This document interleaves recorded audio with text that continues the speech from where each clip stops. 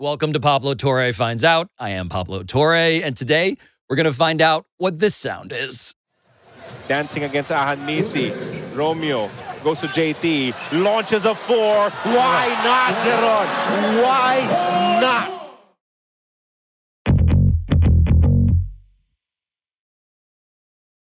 What does your dad think of your expertise in Philippine basketball?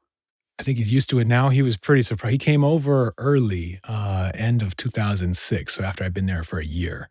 And he got a huge kick out of it because he just was like, what is going on here? Well, he played ball. Yeah. So like that part, I think he understood. He loved that. But I had just been on a telenovela after we have a to terrible explain role. the fact that you are, in fact, you're a soap opera star, Rafe. I was Brad, the illegitimate father of an important character in a show that came out in 2007. Titled? Bakekang. Which means? It was her name, the main character's name. It is an extremely offensive premise for a soap opera about a woman who, by local beauty standards, is not attractive and resolves to improve her lot in life and have rich kids by finding foreign men. Such as Brad. Unfortunately, yeah. I was Brad, the almost prototypical ugly American. Do you remember any of your lines? Get away from me with this baby. I will kill you. Now get out of here and don't ever come back. If you do, I'll kill you.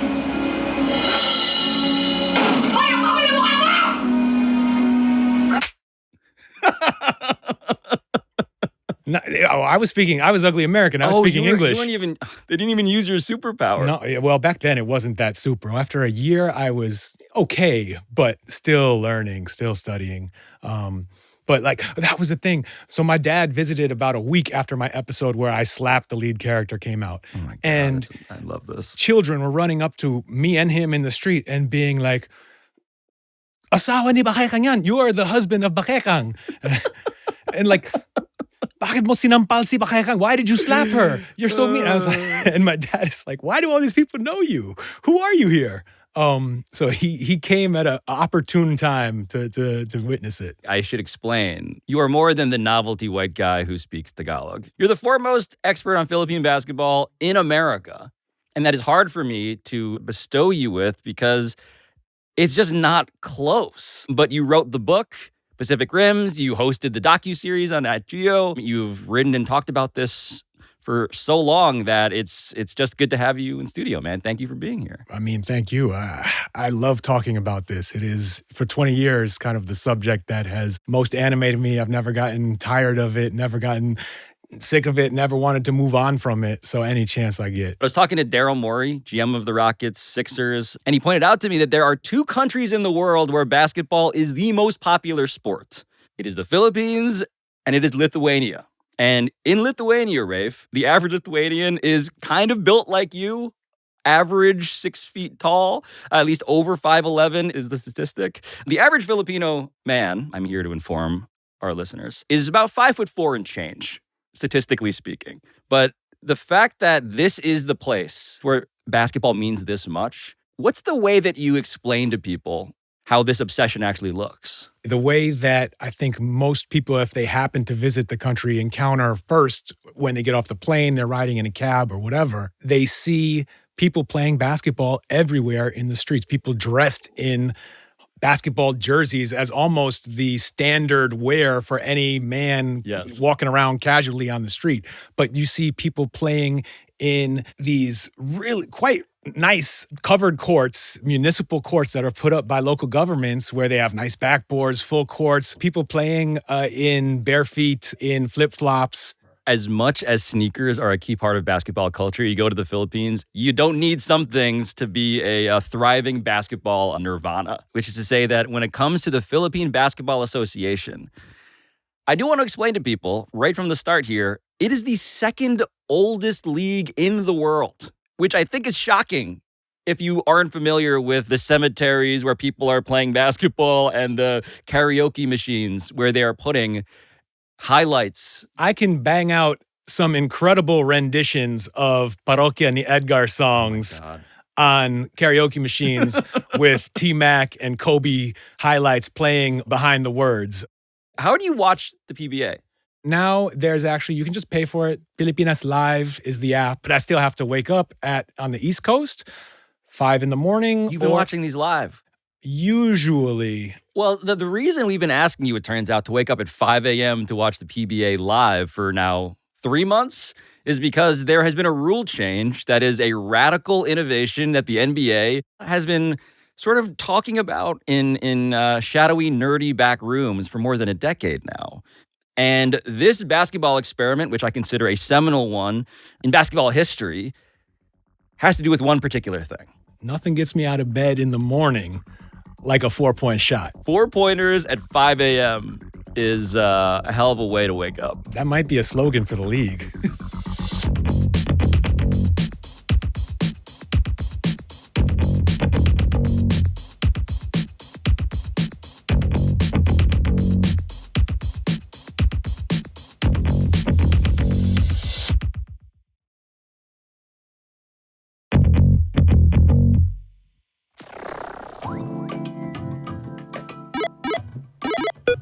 So before we travel the world for a very international episode, I did want to begin here at home in America with the greatest quote ever said about the 4-point shot, which is not on tape anywhere, unfortunately, but does remain seared into my brain. Because back in the early 2000s, a reporter asked the 6'9" Antoine Walker, the Celtics forward, the all-star, the completely unrepentant gunner, why he shot so many threes. To which Antoine Walker replied, quote, "Because there are no fours." And there aren't. Still, not in the NBA, even though the topic of the 4-pointer has been debated by members of the league's competition committee and the press for years now. And while it's true that lots of coaches hate this idea, unsurprisingly, I should point out that in 2015, no less than Phil Jackson, one of the greatest coaches ever, proposed the 4-point line a few feet behind the current 3-point arc. And that same year, friend of PTFO Tom Haberstroh reported a whole column on ESPN.com advocating for the installation of the 4. And just last month, actually, while appearing on Jason and Travis Kelce's podcast, Caitlin Clark was asked, quote, "What do you think about a 4-point line?" I love that. Let's do it. That's a actually great idea. genius. That is Genius. 4-point line. And in fact, the inventor of basketball himself, Dr. James Naismith, pitched the idea of the 4-pointer more than a century ago now, in order to unclog the lane and make the sport of basketball more exciting. Which is a familiar business concern a century later. And yet, the oldest professional basketball league in the world, in all of its bureaucracy, was never bold enough, never crazy enough to rectify Antoine Walker's State of the Union. There are no fours. But the second oldest league in the world, which turns exactly 50 years old this year, absolutely was, it turns out. And yes, this was kind of a basketball midlife crisis, you could argue. But all of it makes all the more sense once you understand the history, the physical artifact, to be more specific, that Rafe Bartholomew has imported into our studio here today. So before we get to the 4-point line and that rule and its impact on the PBA and therefore the NBA, you brought something for us, and I've been resisting just like spending all day paging through it. Describe it for the audio audience, please. Sure. What is it? 1977 yearbook put together by the Crispa Redmanizers, which is one of the true legacy teams of the PBA. They're like the Boston Celtics of that era. They won many of the first championships over the first few years of the league, and I found it in a Changay, a flea market in Manila, and it was worth every single peso. And beyond the fact that the guy on the front cover looks like a wedding photo of my dad from the 70s, it's a time machine into a league that has existed for so much longer than I think basketball fans realize, and people should know that the PBA has been around.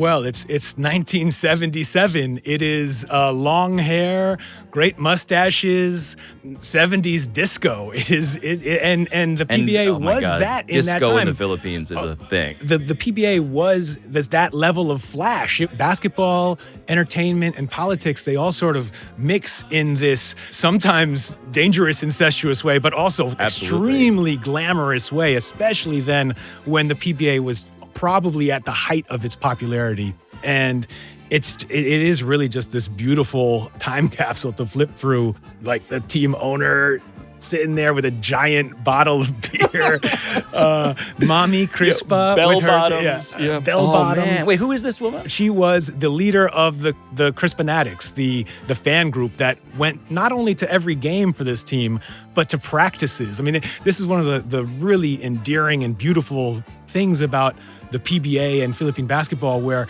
it's a professional league that also has this really personal touch. Players know their fans. They know them. People would come and bring spaghetti and pancit noodles for players on their birthdays. It was, and then players would give their fans gifts on their birthdays. It's this really, there's this closeness that still exists to this day between players and fans in the PBA.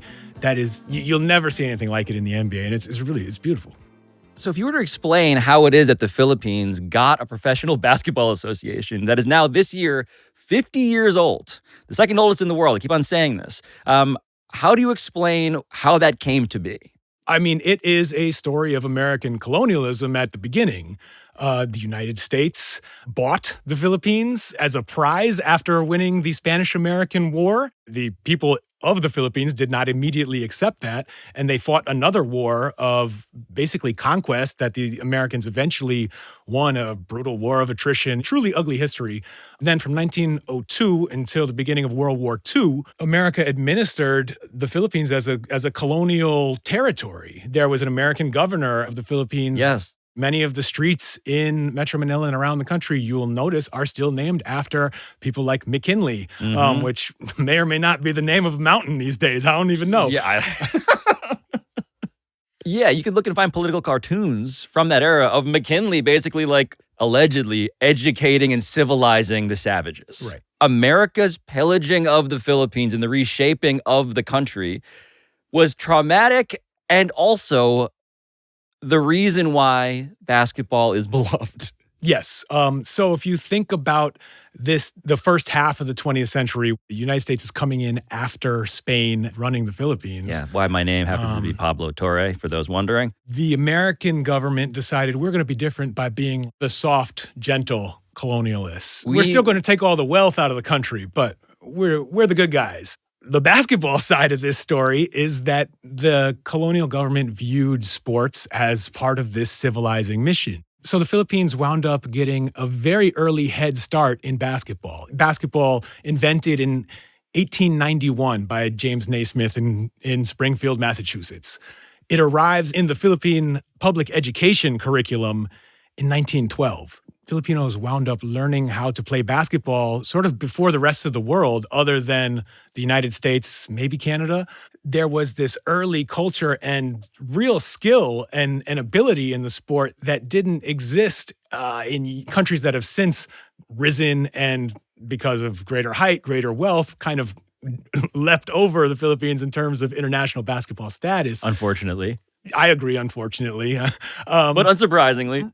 So the first Olympics to feature basketball as an event, 1936, the Philippines only lost one game in that to the United States. And due to the weird way they structured the tournament at that time, they lost right before the medal round. But they'd beaten Mexico, which won the bronze. So there's always this sense that, man, we could have had a bronze. And then later on in 1954, the Philippines actually did go on to win a bronze at the World Championships in Brazil. They're still only East Asian country to medal at that level in international competition in basketball. So, and it all builds this real pride and history in the Philippines. People grow up and are raised with this knowledge that basketball is your sport. So when it comes to the PBA and its founding in 75, and this yearbook which you brought us, again, the black and white, beautifully yellowing, heavy cardstock, like when you go back to that era, What is the level of awareness of like what else is happening in global basketball at that time? Even in the 70s, Filipino fans are aware of the NBA, but they consume it through magazines. They hear of it secondhand. Maybe a game will make it onto TV on tape delay a week after it was played. And that's part of the reason that the Philippines decided, the founders of the PBA got together and said, let's make the leap and create the first all-professional league after the NBA, so we have our own. And the PBA was that, a way to plant the Philippines flag in the sport and say, we are a great basketball nation too. Some of the team names are still some of the all-time great, just like cultural artifacts in basketball history. Start with the Beermen. San Miguel Beermen, one of the legacy teams that is still around from that era and plays today. A name like the Beermen tips off the way that the PBA was organized as a business, which is a marketing vehicle for many of the biggest companies in the country. They, instead of having teams based in different parts of the country, it was a way also to save a little bit of money on travel. The entire league is based in Manila, in the capital. And the teams are owned by the owners of San Miguel Beer, or we're looking at the Crispa Redmanizers. Crispa was a T-shirt company, a textile company, and Redmanizing was this word they had come up with for basically making non-shrink T-shirts. So we're the Crispa non-shrink T-shirt champions. I mean, and so many names like this. I have one of my prized possessions is a Tender Juicy Hot Dogs jersey. Who signed it? So as you know, Alvin Patrimonio, truly like one of the all-time greats. A 4-time MVP. My cousin used to work at Pure Foods, which is why I have said artifact. But again, Tender Juicy Hot Dogs, maybe a description of a style of play. Also, literally a product you get at the supermarket. Right. And the owner of Pure Foods at the time probably liked that every time you went to the supermarket or went to the Sari Sari store, you would see Pure Foods, the Tender Juicy Hot Dogs you saw last night, with Alvin Patrimonio dropping 30 on beautiful little turnarounds in the lane. I'll take the Pure Foods, right? That bright red hot dog. With the gray insides. It's nothing better. Their history of the names in the Pure Foods franchise is great because they would change it every few years to sell a different product. They were, at one point in time, the Carne Norte corned beef cowboys. It does revive me, though. The one PBA game I ever went to in Manila, obviously, it was at the Araneta Coliseum. It was the Talking Tex Foam Palace. Mm-hmm. And I had a Spam and egg sandwich. And I was just like, this is the dream. What's more Filipino than this? And I don't need to tell you this, but some of your listeners might like to know as well. Philippine culture is very, very swagged out and stylish and free flowing and there's a improvisational and performative nature that you can sort of track through great performers, great singers, through pop culture, but also in basketball. Basically, there are styles that are completely unique to the country and to individual players, shots and moves that you don't see anywhere else. And that are kind of mind-blowing for American basketball players and fans to see, because it's like we kind of walk in thinking we invented this or it was invented in our country. We know everything. You can't teach us anything about this game. Then you see guys doing things you couldn't imagine ever doing.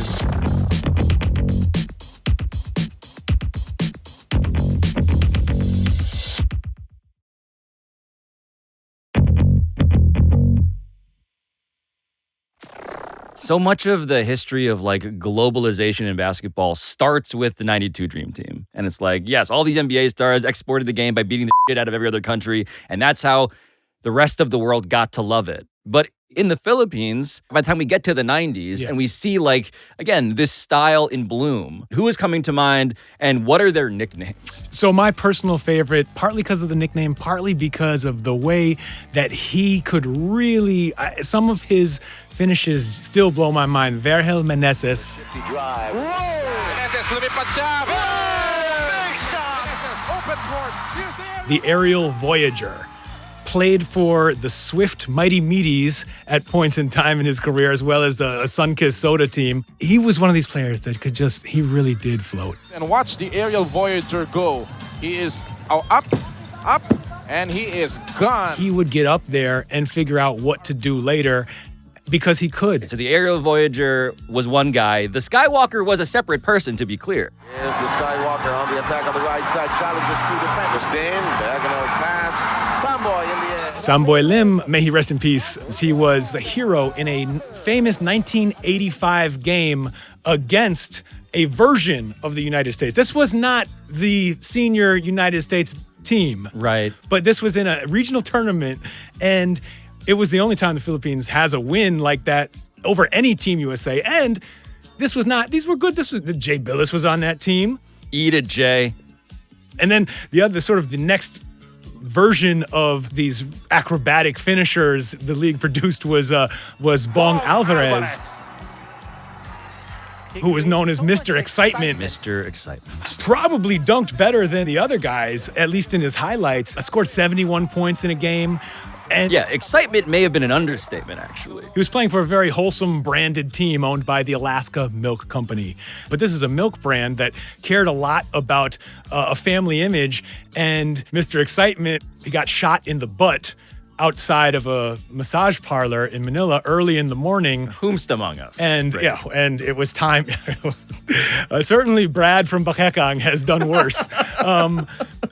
But Alaska decided to part ways with him and actually made a trade that helped them become the dynasty team of the 1990s.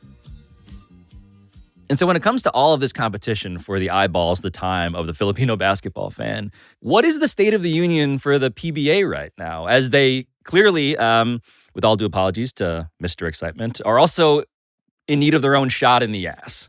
The PBA has felt their fans becoming less engaged over time. The league doesn't attract as many fans to PBA arenas as they used to, and that may not be the league's fault. The PBA in the 70s and 80s, really all the way into the early 2000s, was such a prime mover in Philippine pop culture and entertainment. Basketball players were as famous as the most famous singers and actors. And not only were they as famous as politicians, in some cases, they went on to become the politicians. And to lose that status, even if the PBA's business is in many ways pretty healthy, right? I mean, first of all, the team owners mostly care about marketing their product and having it on TV and now on YouTube and on the internet. And that goal is still achieved. But to feel your status sort of drip away leads them to taking some dramatic measures, looking for that shot in the ass. Right. And so that shot, the 4-point shot, how does this get implemented? When does this happen? How does it happen? So it really starts at last year's PBA All-Star game where just for fun, hey, let's put this 27-foot 4-point line out there. 4-point play, yes! And maybe the guys will have fun with it. And they did. 4-point play! That game ended up with a guard hitting 2 4-point shots and one of them with a foul to send the game into overtime, and then they won it.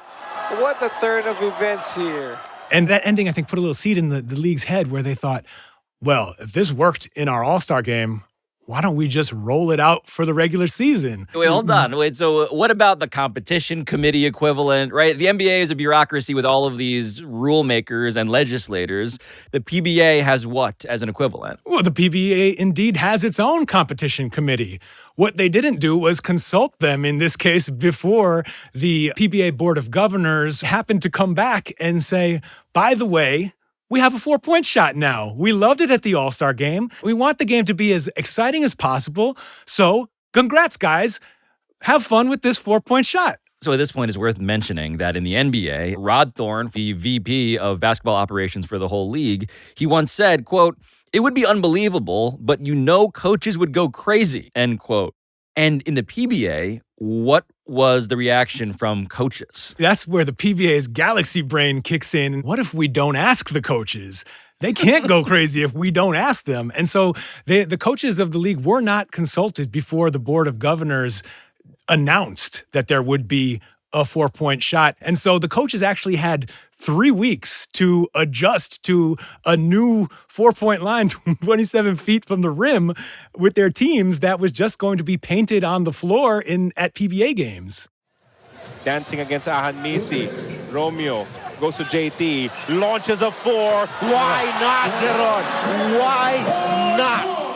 So over those first few months, teams attempted 5.8 fours per game. So it's slow, and it almost restraint. There's a restraint in that. It's maybe one of the first times I've ever thought about describing an aspect of Philippine basketball with the word restraint. And so I spoke with one of the most accomplished coaches in the Philippines, period, Chot Reyes, who is the head coach of the Talk and Text Tropang Giga in the PBA, but has coached in the league as a head coach since 1993. Actually, we just discussed it today as the coaching staff. And Chot said you have to guard that 4-point line, and you have to do it either without fouling or fouling before the guy gets the shot off. And that's actually the way that Chot wound up losing one game.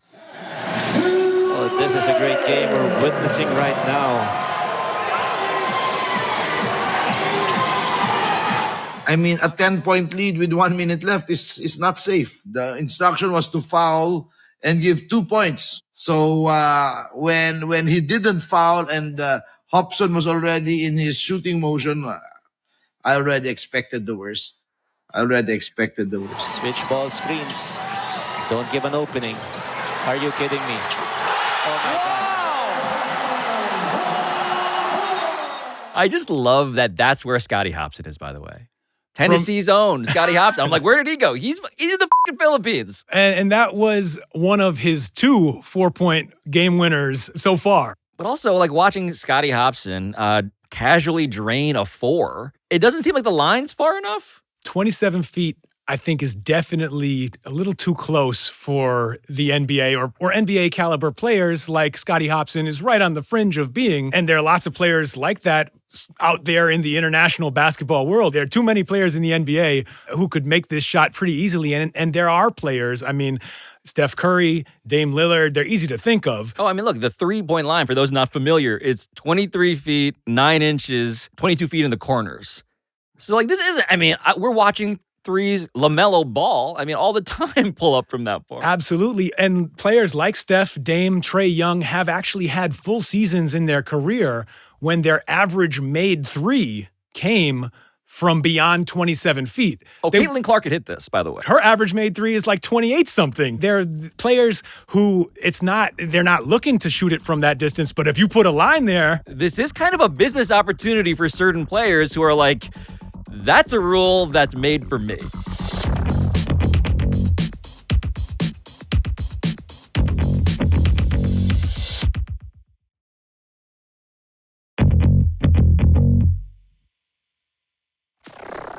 As I'm marveling at watching Scottie Hobson, I'm remembering that Dickie Simpkins used to play in the PBA. Cedric Ceballos at one point was a beer man, I think. He may still be a beer man at heart.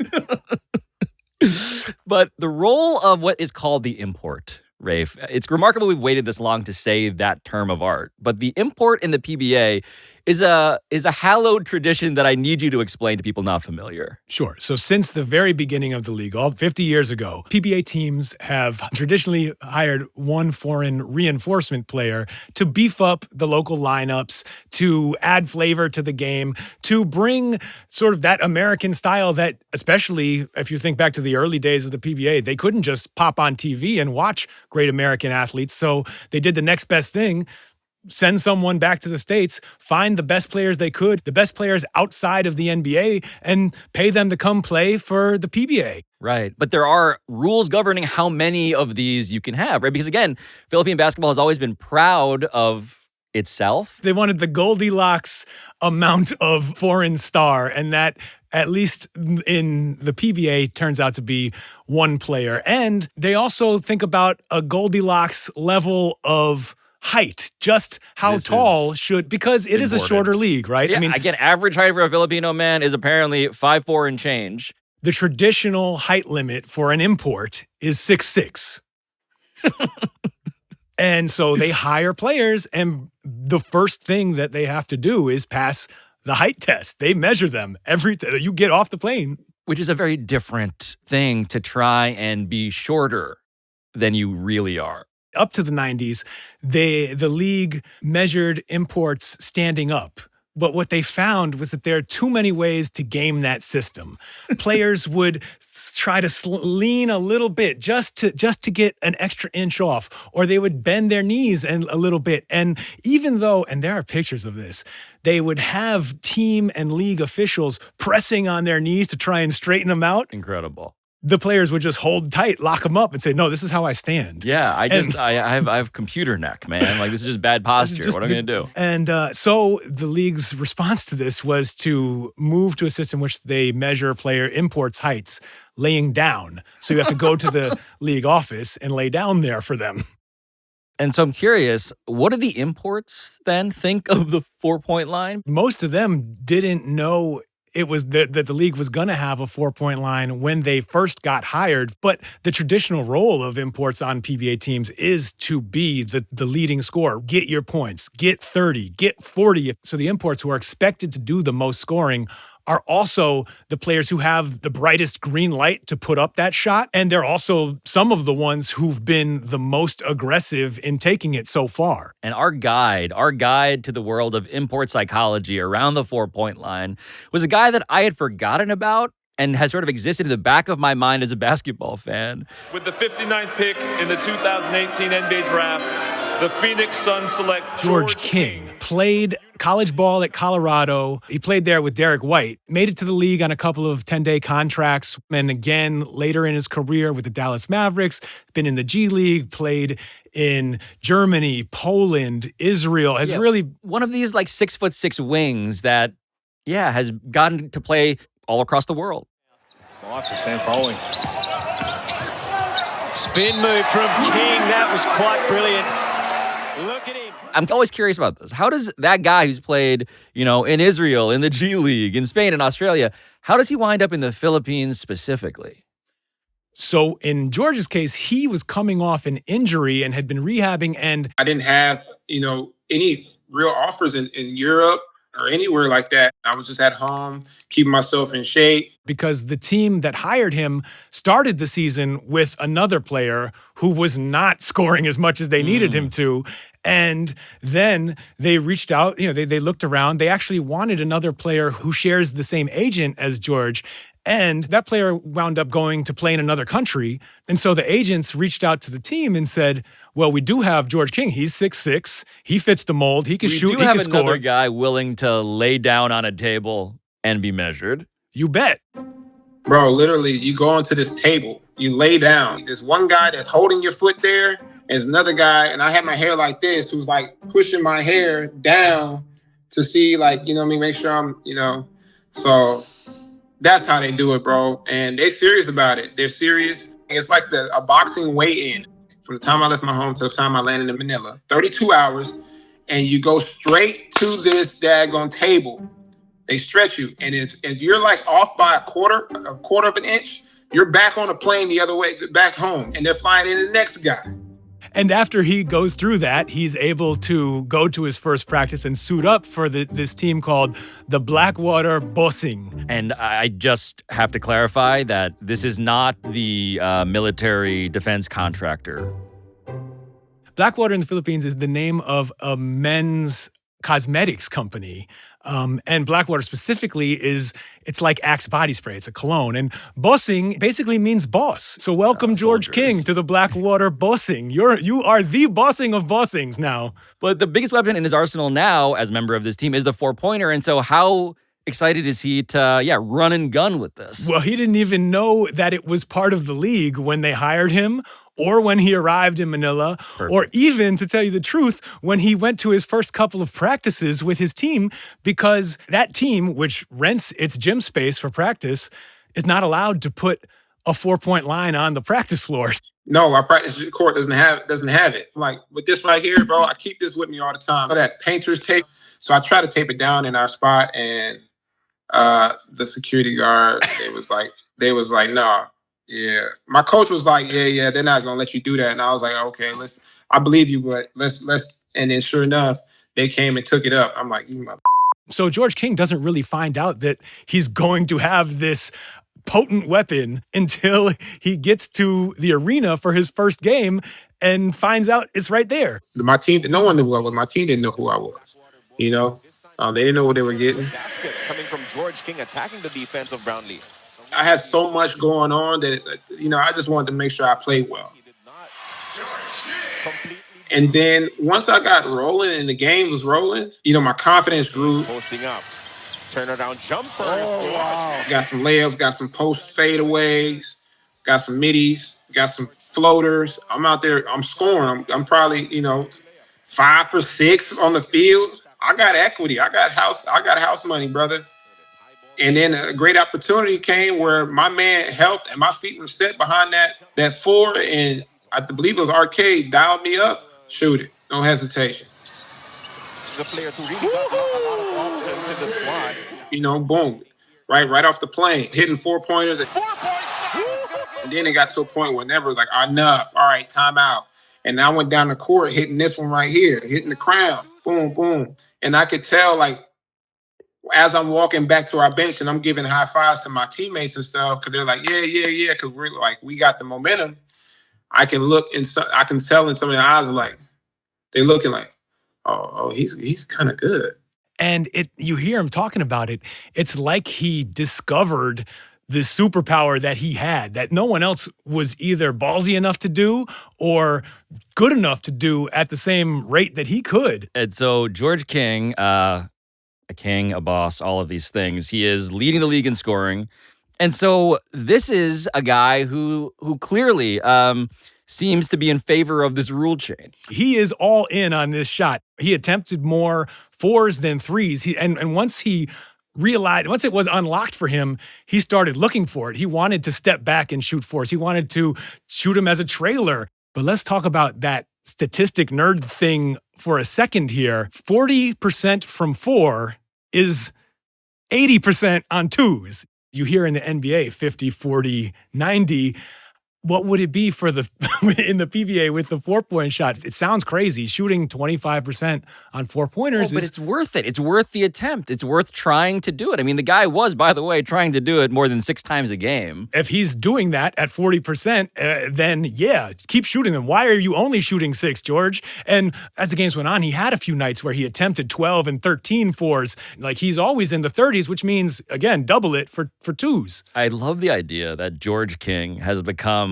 He's trying to become a historical figure in Philippine basketball. He became proof of concept for what the PBA is hoping the 4-point line could do for the league, because all of a sudden people are like, hey, have you seen this guy making 4-pointers, taking them left and right, has this celebration, he's leading them to wins. And it ended up being a sign of what the 4-pointer could do if people embrace it and shoot it well. So at the very end of the season, what's that feeling like for him as he's trying to figure out his own future? Right. So he led Blackwater to this place where they almost made the playoffs, and they wound up losing the second to last game of the season, which eliminated them officially from the postseason. So on one hand, he's a professional. Especially overseas pros, they make business decisions. And before his final game in that season, he had this moment where he's thinking, should I bother playing this game? We're not going to make the playoffs either way. It doesn't matter if we win or lose. Should I just save my body? And maybe because of the 4-point shot, maybe because of the connection he felt like he was developing with Philippine basketball and the PBA, for whatever reason, he's looking in the mirror. Brushing my teeth, getting ready to go to the game. And I'm like, who are you, bro? Let's see what you got in you. You always wanted to know what it was like to be the man on the team and to be able to shoot and play basically with freedom. Here you are. What's more? You've never been this free ever in your life. Who knows if you'll ever be in a situation like this where you can come down the court and shoot a 4-pointer. That's how I got to, turn that switch on. Fairfield gets it to Rosario. George King for 4. Gets it. On cue. I was ready to go from the jump. The 4s in transition. George King for 4. George King! Yes. But one thing that stuck out for me that game, I remember having this extreme sense of calm. You ever seen Happy Gilmore? And you go to your happy place? I got the ball essentially at the 4-point line, and I'm rocking. And everyone in the gym knows what I'm doing. And sure enough, they sent a double, and I'm like, you came from the wrong side. And I went to my daggone move, boom. King shoots a 4.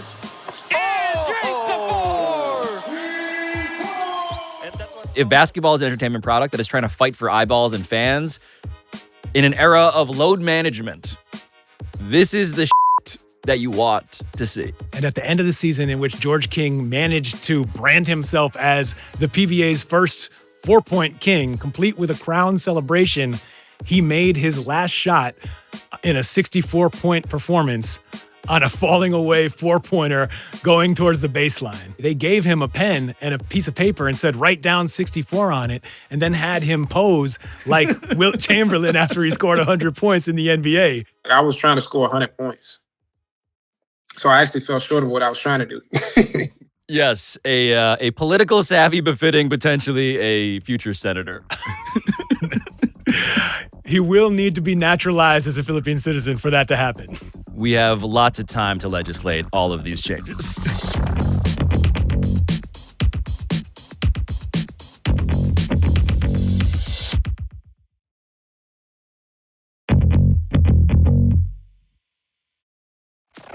But back here in the United States, Rafe, I did want to point out that we reached out to the NBA to get comment of any kind about the 4-pointer. But what the league told us is that their president of league operations now, Byron Spruill, was not available to talk to us because, according to a senior VP at the league office, quote, since there has never been any serious conversations about a 4-point shot in the NBA, I don't think it'd be worth your or Byron's time to have a discussion about it, so we'll respectfully pass. I don't think they respect the legacy that George King has been building in the Pacific Theater. Well, that's their loss.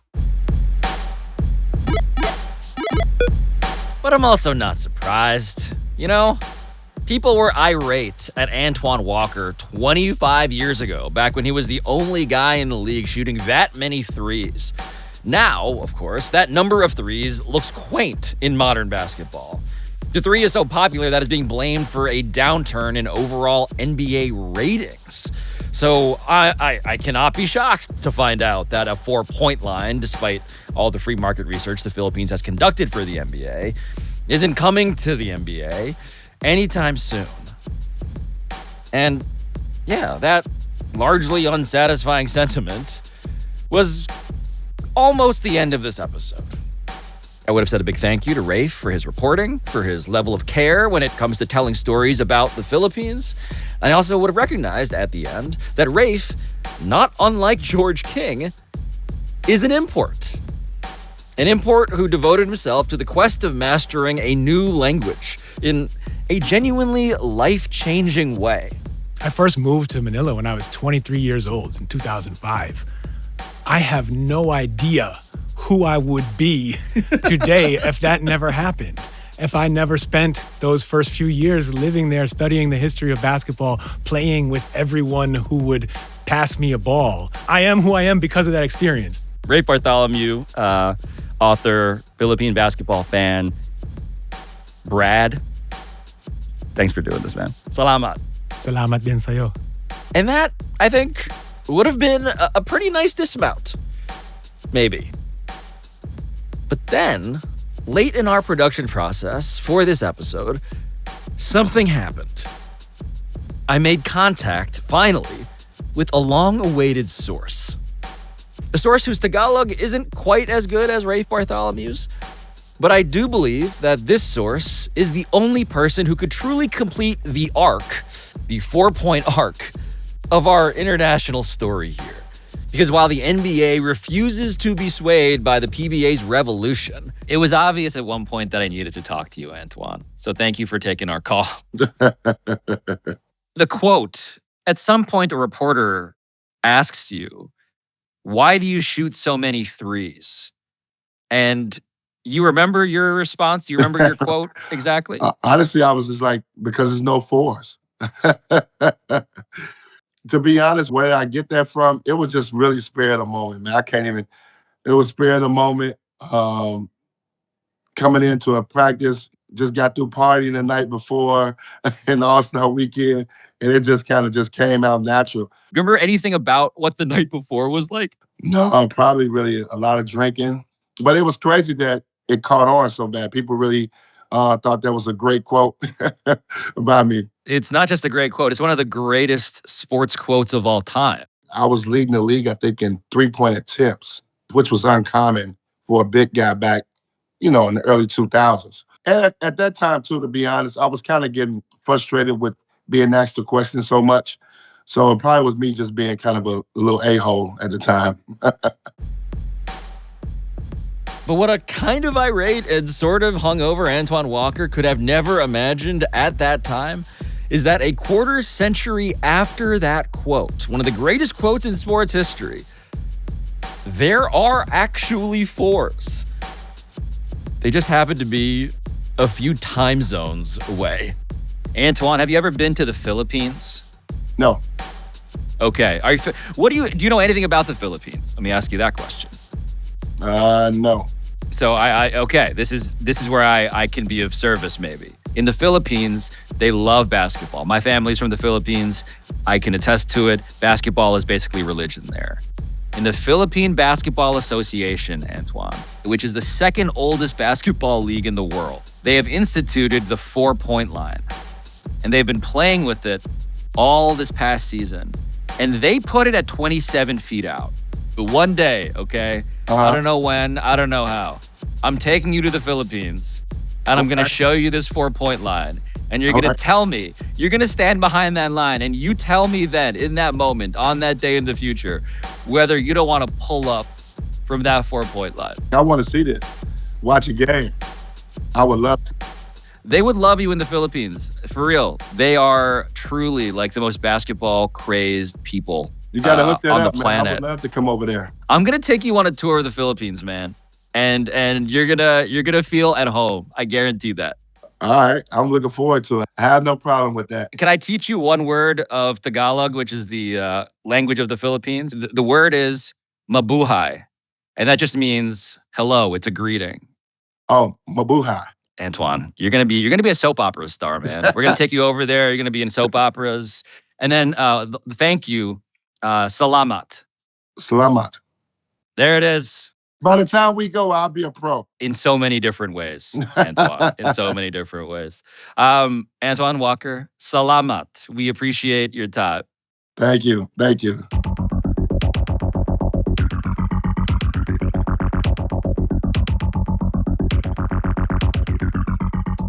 This has been Pablo Torre Finds Out, a Meadowlark Media production. And I'll talk to you next time.